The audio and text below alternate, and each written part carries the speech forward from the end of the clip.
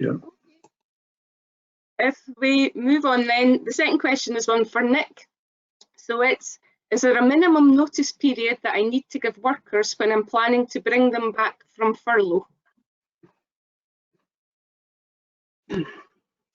Okay, so well, when you're bringing folk back from furlough, there actually isn't any stated minimum notice period that you need to give workers before they come back. But just because there isn't a stated minimum doesn't mean that it's not a good idea to give notice, sufficient, decent notice to folk. There's a few different reasons for that.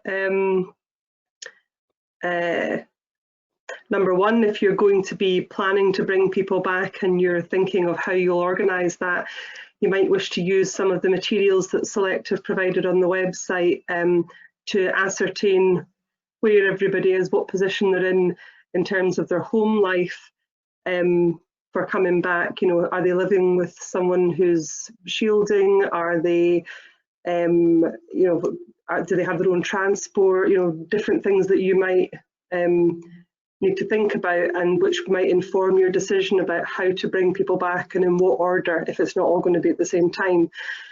And that, giving a decent amount of notice and thinking ahead and starting to plan earlier would give you time to use the materials that we have, which is a letter accompanied with a survey where your workforce can fill in information and let you know their circumstances.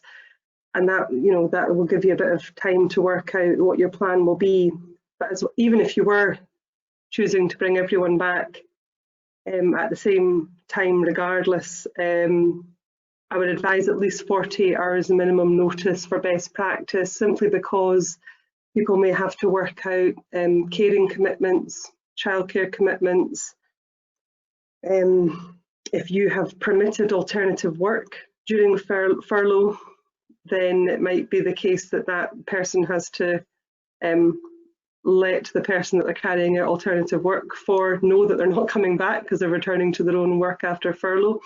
So I would say at least 48 hours notice for best practice, but technically no notice period, no minimum notice period.